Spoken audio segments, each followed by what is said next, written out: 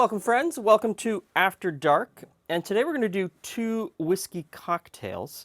The first one is just called Whiskey Cocktail, and it is from the Jerry Thomas book published in 1862. So it starts off with some gum syrup.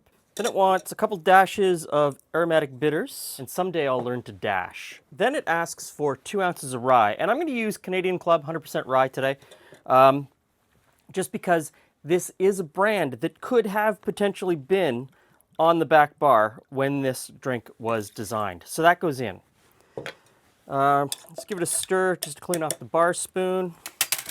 Then a lemon peel. And we shake it with some ice.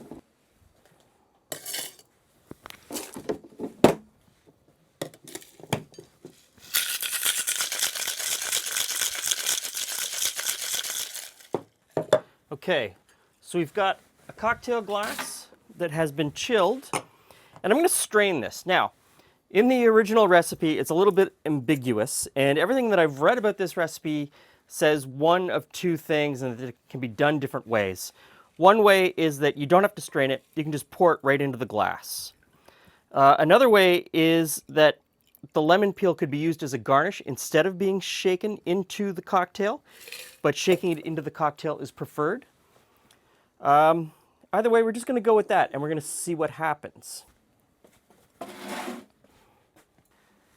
Okay, so the second cocktail is from Jerry Thomas again, this time in 1876, and now he's calling it his improved whiskey cocktail. So, a couple bar spoons of gum syrup,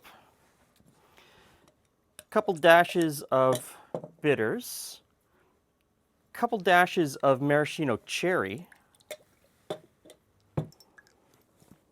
some absinthe, okay, and another 2 ounces of rye in this one as well.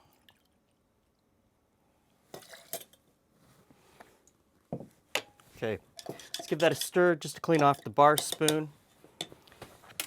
This one gets lemon peel again into the mixing glass. And it says to shake it with shaved ice. So I've got some really crappy, cracked up ice here. Let's give it a go.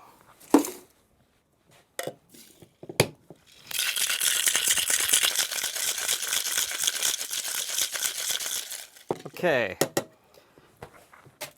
Get rid of the ice. And this one gets strained into the cocktail glass.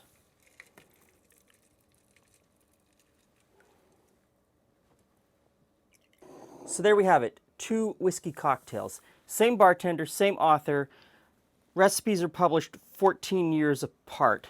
One is just called a whiskey cocktail, and one is called the improved whiskey cocktail. So let's try the whiskey cocktail first. Much simpler. I mean, it smells fantastic.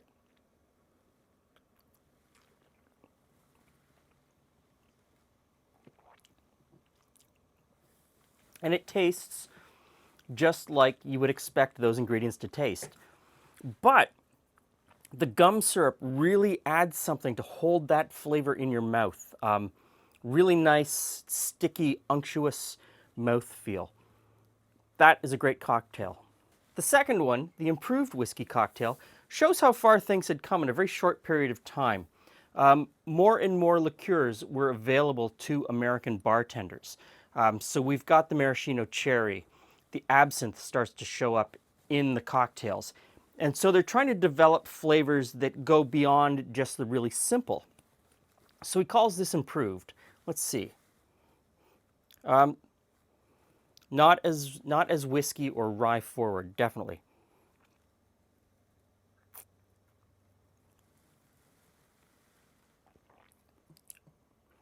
Yeah. I mean, there's a whole lot of other stuff going on in there. If you put that in front of me, I would immediately get the cherries. I would immediately get the anise from the absinthe. The whiskey and the rye is like way in the background. Now, this change is sort of what leads to a few years later people coming in and saying, I want an old-fashioned whiskey cocktail. And when they're saying old-fashioned whiskey cocktail, what they're referring to really is this whiskey cocktail.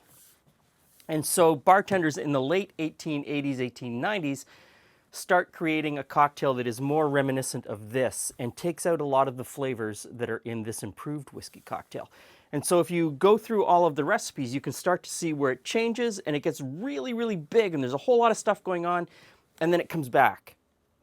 And then you get into the 1950s and it gets really big again, and then you get into the 2000s and it comes back. So I think when we start talking about the old-fashioned, it's like this yo-yo that comes back to a cocktail that's more reminiscent of this one from 1862. Thanks for stopping by. See you again soon.